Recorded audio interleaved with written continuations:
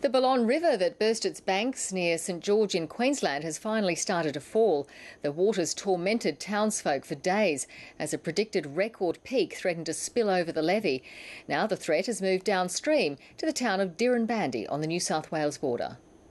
After several anxious days, St George awoke to a river that was falling. So that's the news that we've been waiting for. As it drops, it reveals mud and lots of it. Residents who didn't evacuate the town are assessing the damage.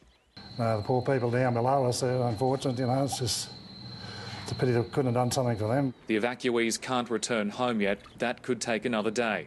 The problem there is that the sewage system won't function properly until it drops to 13.4 metres. As well as the mud, the water's also leaving behind a foul stench, and the insects are starting to swarm.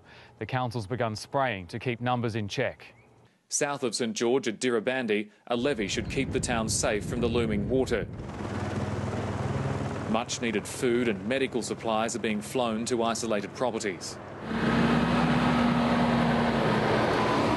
In Mitchell, the military's rolled into town. For flood-weary residents, having the troops lend a hand has made a world of difference. I'm thrilled to bits to see the army turn up.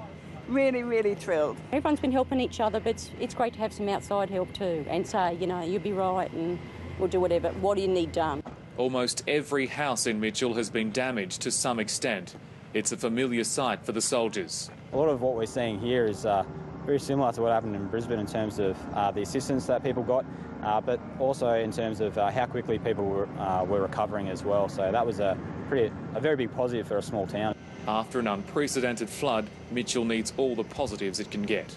Karen Binney, ABC News, South West Queensland.